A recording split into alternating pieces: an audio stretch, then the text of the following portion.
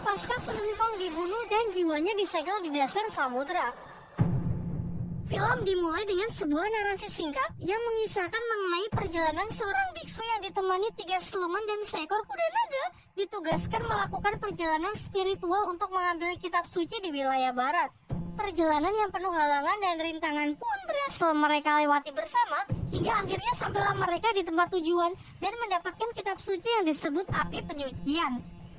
Api penyucian sendiri ialah sebuah benda misterius yang menyimpan energi spiritual yang sangat besar dan hanya orang baik sajalah yang dapat memanfaatkan kekuatan sejati dari benda tersebut. Api penyucian itu lalu diserahkan kepada Kaisar Langit sebagai langkah akhir dari tugas mereka. Namun di Kerajaan Langit, sang Kaisar justru melakukan permufakatan jahat dengan para dewa yang ingin menggunakan api penyucian itu untuk keuntungan dirinya sendiri. Bahkan putrinya pun ia buang ke dunia bawah setelah secara tak sengaja mengetahui rencana jahat ayahnya tersebut. Menyadari adanya penyimpangan dari Kaisar Langit dan banyaknya kejanggalan yang ia temui, membuat Dewa Rulai memutuskan untuk merebut api penyucian itu kembali secara paksa. Lalu ia pergi ke Gunung Tianyu, kediaman dari suku naga. Ia menyerahkan api penyucian tersebut ke Raja Naga agar benda tersebut ia simpan dan tak jatuh ke tangan yang salah. Sedangkan Dewa Rulai yang terluka parah akibat aksi nekatnya tersebut berniat memulihkan dirinya dengan melakukan semedi di Gunung Tianyi. Cerita pun lompat ke beberapa tahun setelahnya. Terlihat di tengah badai salju, Raja Naga bersama putrinya menemukan seekor serigala yang sedang terluka parah. Dengan kebaikan hatinya, Xiaoyi, putri dari Raja Naga, memberikan kalung gioknya untuk menyelamatkan nyawa dari serigala tersebut. Kalung tersebut memiliki kekuatan misterius yang membuat si serigala bisa pulih dengan cepat. Waktu pun terus berlalu. Perlahan-lahan serigala tersebut mengalami evolusi yang membuatnya memiliki wujud layaknya manusia bernama Bailang. Terlihat Bailang di dalam hutan sedang berburu ikan segar untuk ia hadiahkan kepada Xiaoyi yang kini ia anggap sebagai sahabatnya. Singkatnya, dengan usaha yang gigih ia pun berhasil menangkap satu ikan segar berukuran lumayan besar. Di sana ia juga bertemu dengan Dewa Bumi yang menyapanya dengan akrab. Ia pun sangat terkesan ketika tahu bahwa Bailang sudah bisa berbicara menggunakan bahasa manusia dengan lancar. Namun tak lama setelah itu, langit tiba-tiba menjadi gelap serta diikuti angin yang bertiup dengan sangat kencang. Dewa Bumi yang menyadari kalau ini adalah serangan dari para pasukan langit yang turun ke bumi, bergegas pergi dan menyuruh Bailang pergi ke tempat yang aman. Bailang pun juga langsung pergi untuk memperingatkan suku naga. Sementara itu, putra sulung dari Raja Naga yang bernama Yuzong mengabarkan mengenai pasukan langit yang datang kepada Raja Naga, sekaligus meyakinkan kalau ratusan prajurit suku naga juga siap untuk bertempur. Tanpa gentar sedikit pun, Raja Naga mengatakan bahwa hari ini kita akan menunjukkan kepada langit kekuatan dari suku naga yang sesungguhnya. Di luar, pasukan dari Kerajaan Langit yang dipimpin oleh Dewa Arlang sudah siap untuk menyerang. Ternyata ia sudah mendapatkan kabar bahwa api penyucian disembunyikan di tempat ini. Tujuannya kini sudah jelas, yaitu untuk merebut kembali benda tersebut. Bailang yang sudah tiba di sana dengan gembira memeluk Xiaoyi dan memberikan ikan tangkapannya hari ini. Raja Naga lalu menyuruh Bailang untuk segera pergi karena sebenarnya ia tak ada sangkut pautnya dengan urusan suku naga. Namun Bailang berusaha meyakinkan dirinya untuk ikut bertempur bersama. Pada awalnya Dewa Arlang menyuruh Raja Naga agar menyerahkan api penyucian secara sukarela untuk menghindari pertempuran yang sia-sia. Namun Raja Naga tidak memberikan jawaban yang menyenangkan. Pembicaraan pun semakin memanas karena Raja Naga terus mengelak tuduhan kalau api penyucian disembunyikan di tempat ini. Bentrokan pasukan langit dengan suku naga pun tak terhindarkan. Pada awalnya Raja Naga yang berada di atas angin, karena dalam duel udara tersebut, ia dapat menghabisi puluhan prajurit langit sendirian. Begitu pula dengan Yuzong yang juga mewarisi kekuatan roh naga dari ayahnya. Sampai pada akhirnya Dewa Sangsin, dewa yang menjadi tangan kanan dari Kaisar Langit, menyuruh Dewa Arlang agar segera menyelesaikan pertempuran. Dewa Arlang memanglah dewa perang yang memiliki kekuatan tempur luar biasa kuat. Dan benar saja, setelah Dewa Arlang masuk ke dalam pertempuran, keadaan pun perlahan mulai berbalik. Ia bertarung melawan Raja Naga dan berhasil mengimbanginya. Sedangkan Bailang yang membantu berhasil mengalahkan beberapa prajurit langit, meskipun pada akhirnya ia lengah, beruntung Yuzong dapat menyelamatkannya. Di sisi lain, pertarungan Raja Naga pun semakin mendekati puncaknya. Raja Naga yang semakin terpojok mengerahkan seluruh kekuatannya dan berubah ke mode naga. Tetapi tetap saja Dewa Erlang masih terlalu kuat sampai akhirnya dapat mengalahkan Raja Naga dan membunuhnya. Tak hanya itu, dengan kejamnya para dewa juga membunuh seluruh naga di tempat tersebut. Sadar kekalahan yang sudah semakin dekat, Yuzong pun memutuskan untuk membawa pergi Xiaoyi dan Bailang meninggalkan medan perang. Sayangnya jelas Dewa Erlang tidak membiarkan mereka pergi begitu saja. Ia pun segera melepaskan anak panah apinya untuk menjatuhkan Yuzong.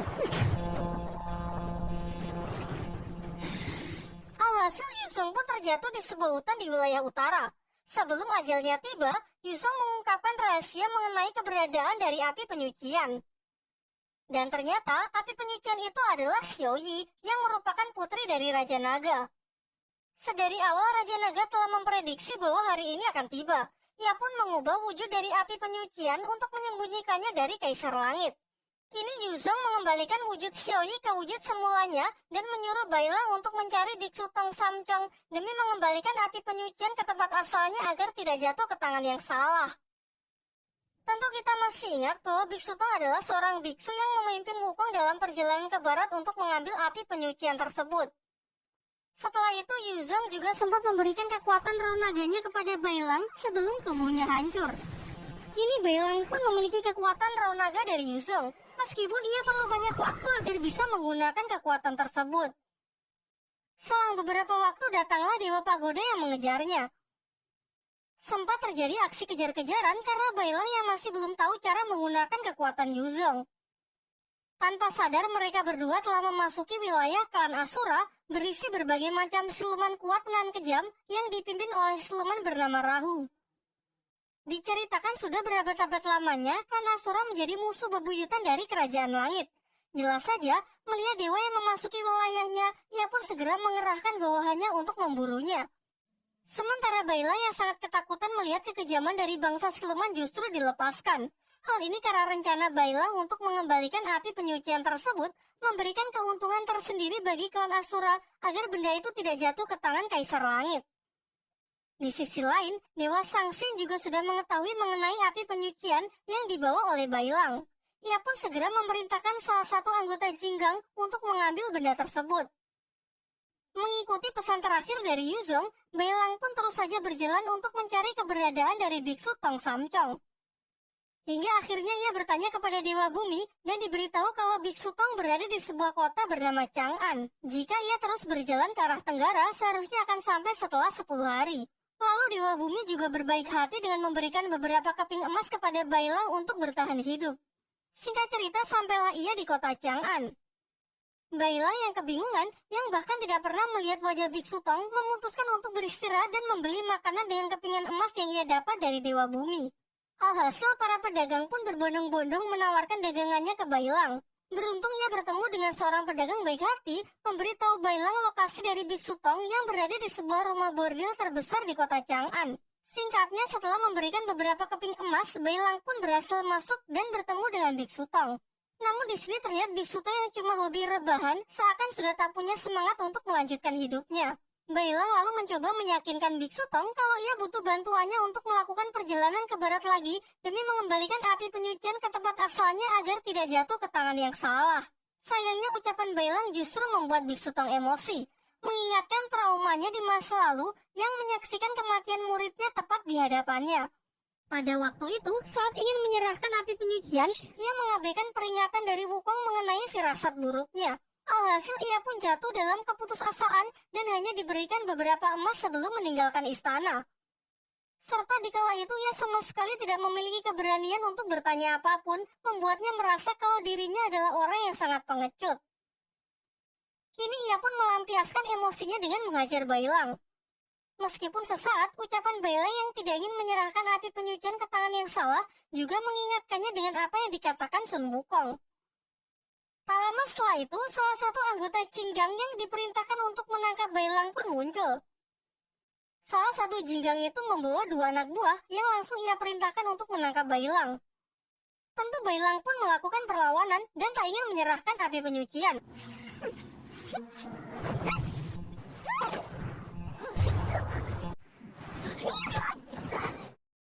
Sedangkan Biksu Tong yang sudah pasrah hanya diam karena tak ingin ikut campur.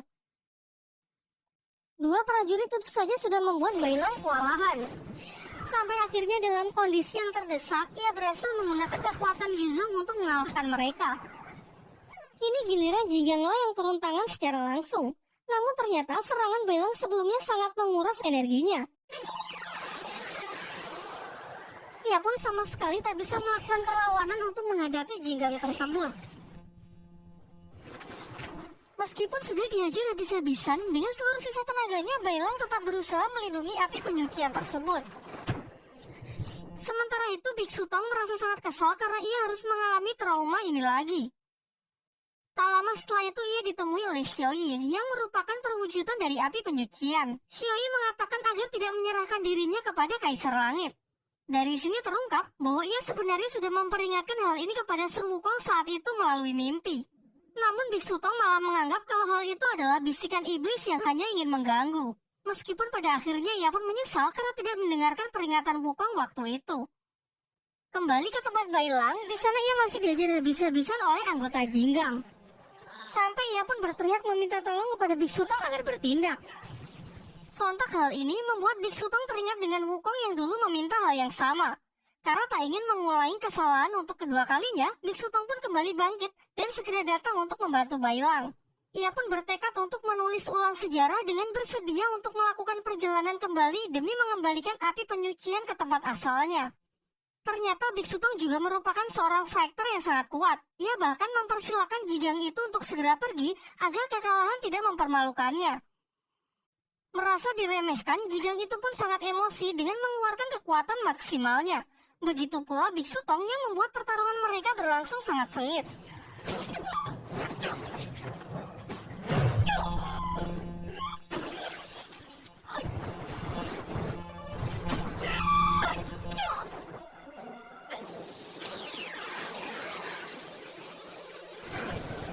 Di sisi lain, Bailang yang sudah kehabisan tenaga mengingat kembali masa lalunya saat diselamatkan oleh Xiaoyi menggunakan kalung giok yang hingga sekarang masih ia kenakan. Kemudian ia juga sangat dekat dengan Raja Naga, bahkan sudah menganggap suku Naga sebagai keluarganya sendiri. Sayangnya sekarang seluruh suku Naga sudah lenyap karena dibantai dengan kejamnya oleh para dewa. Hal ini kemudian memicu amarahnya sehingga ia bisa kembali mengeluarkan kekuatan roh naga Yuzong untuk mengalahkan Jinggang tersebut.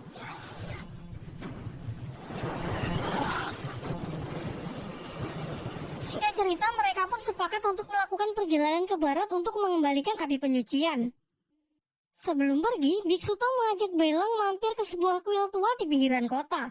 Yang ternyata di sana tempat Biksu Tong menyimpan barang-barang dari perjalanan 16 tahun yang lalu. Mereka pun mengambil barang-barang yang dibutuhkan untuk mendukung perjalanan mereka. Tidak hanya barang, di sana Biksu Tong juga menyimpan seekor naga bernama Ause, yang merupakan pangeran ketiga dari Istana Naga Laut Timur.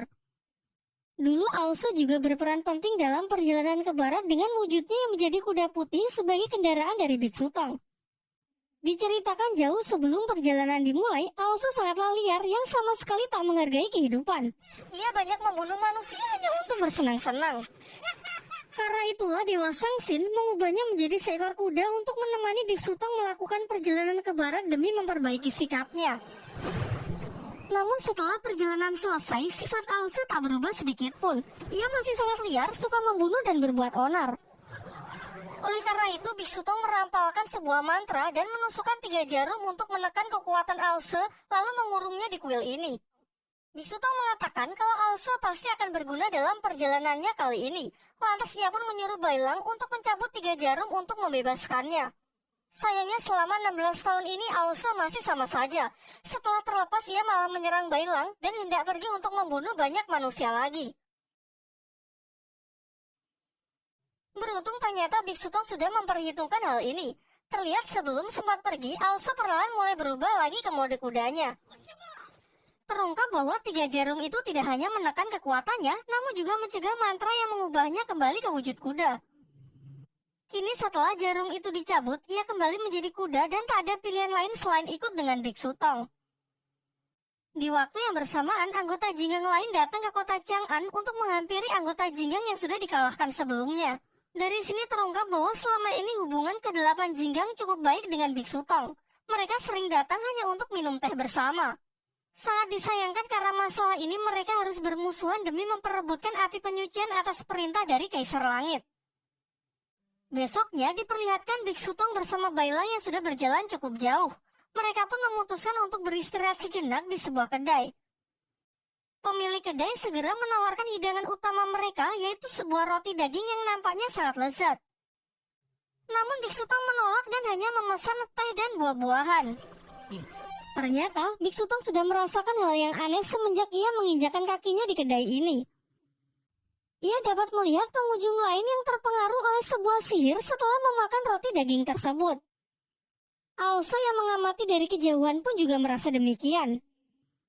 Si pemilik kedai bersama para anak buahnya pun segera bertindak setelah mengetahui Biksu Tong yang tidak terjebak dengan rencananya. Ia lantas menjerat dan membawanya ke bawah tanah yang merupakan markas dari para siluman ini. Melihat hal itu, Aoso pun tak tinggal diam. Merasa tak ada pilihan lain, ia pun berusaha membantu sebelum wujudnya kembali ke bentuk kuda.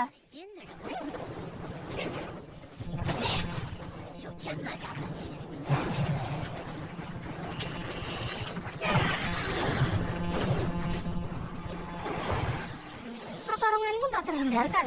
Namun sayangnya, Aoso tidak bisa mengerahkan seluruh kekuatannya karena 3 jarum besi yang masih tertancap di tubuhnya. Bahkan ia sendiri kesulitan fokus karena terus menghitung sisa waktu yang ia miliki sampai kembali ke wujud kuda jika jarum itu dilepas. Hingga pada akhirnya dengan tangannya sendiri, ia pun mencabut 3 jarum itu demi mengalahkan siluman tersebut.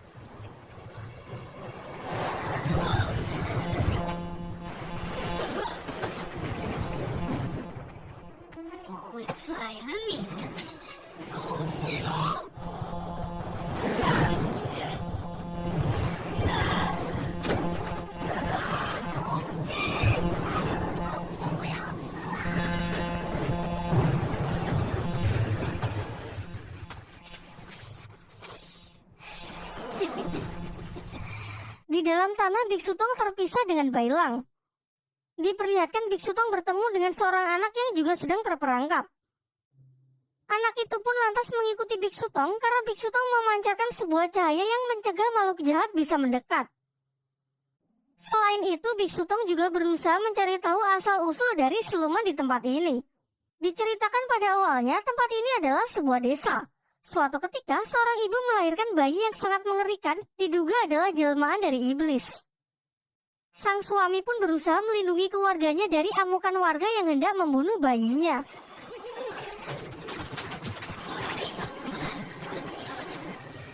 Hingga rumahnya dibakar dan sang suami pun tewas dalam insiden tersebut. Dengan kebencian hati yang sangat mendalam, mengubah ibu itu menjadi siluman yang memangsa manusia. Di sisi lain, Bailang berhasil menemukan lokasi dari sang siluman bersama anaknya yang juga menjadi siluman. Terjadilah pertarungan yang lumayan sengit.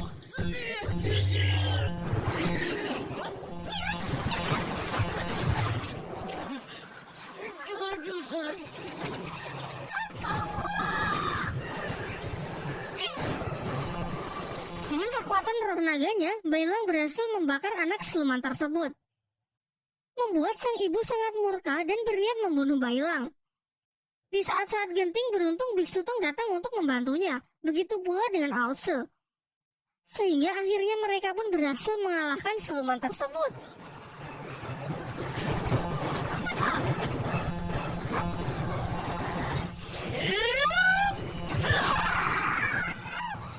Menjelang kematiannya, sekilas terlihat siluman itu yang mengingat kembali kenangan indah saat ia masih menjadi manusia. Lalu Biksu Tong mendoakannya agar kelak siluman tersebut bisa bereinkarnasi menjadi manusia dan memperoleh kebahagiaan di kehidupan selanjutnya. Setelah keluar dari bawah tanah, mereka mencari anak kecil yang Biksu Tong temui sebelumnya yang entah lari kemana. Akan tetapi tak lama setelah itu, mereka kembali didatangi oleh anggota Jinggang yang memburu Bailang. Kali ini bukan cuma satu, namun ada 4 jinggang sekaligus. Untungnya salah satu jinggang memutuskan untuk tidak ikut bertarung sehingga pihak Biksu Tong seimbang dari segi jumlah. Meskipun begitu, Bailang masih saja kesulitan menghadapi salah satu jinggang yang memang berada di level yang berbeda. Serangan-serangan fatal pun Bailang terima hingga membuat tulang-tulangnya bergeser.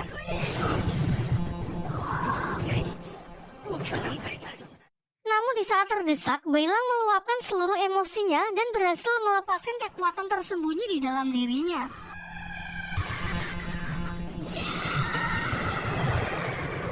Hal ini sontak membuat keadaan menjadi berbalik, Jinggang itu pun berhasil dikalahkan.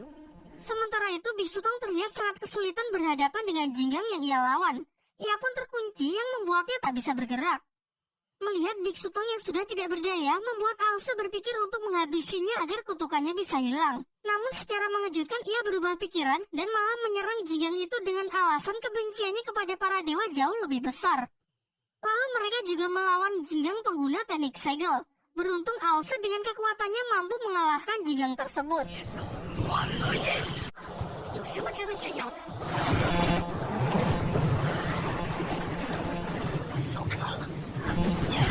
Sayangnya masih terlalu awal untuk merayakan kemenangan mereka, karena Dewa Sangsin, dewa yang paling ditakuti pun tiba-tiba muncul di tengah-tengah mereka.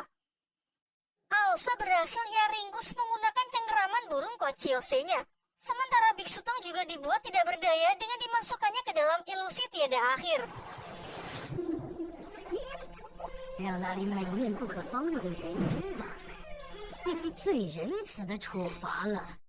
Dan Bailang yang mencoba melawan, ia ikat ke pilar api 3 rasa, di mana jika ia melawan maka api tersebut akan semakin panas. Di saat-saat genting ketika api penyucian hendak diambil, Biksu Tong pun kembali bangkit setelah berhasil terlepas dari ilusi tiada akhir. Dengan lantang ia mengatakan bahwa kali ini ia tidak akan gagal lagi. Ia tak akan jadi pengecut dan tak akan membiarkan muridnya disakiti. Ia pun menantang Dewa Sangsin untuk duel melawannya.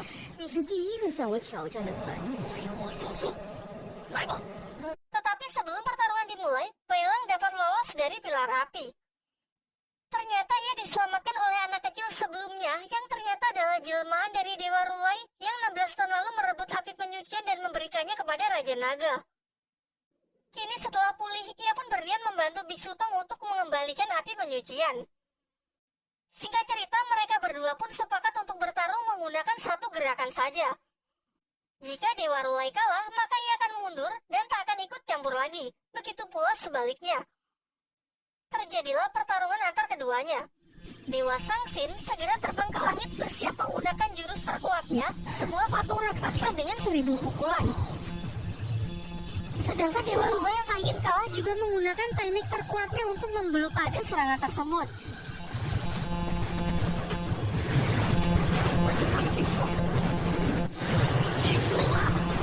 Sampai akhirnya karena terlalu fokus memperkuat serangan, Dewa Sangsin pun lengah dan dimanfaatkan Dewa Rulai untuk melepaskan serangan dari jarak dekat. Alhasil Dewa Rulai yang berhasil memenangkan pertandingan tersebut. Dengan kekalahan itu, Dewa Sangsin pun bersedia kembali ke Istana Langit bersama para jigang lainnya. Meskipun sambil menggerutu kalau lain kali mereka tak akan seberuntung ini. Sementara Biksu Tong juga bersiap melanjutkan perjalanannya. Namun Dewa Rulai harus berpisah karena pertarungan tadi sangat menguras energinya. Ini sebentar lagi bayangannya akan segera lenyap. Sementara ternyata tubuh aslinya masih bersemedi di suatu tempat.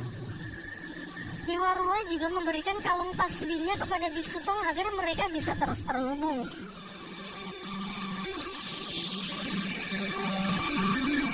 Dan perjalanan pun kembali mereka lanjutkan. Lanjut ke bagian 3.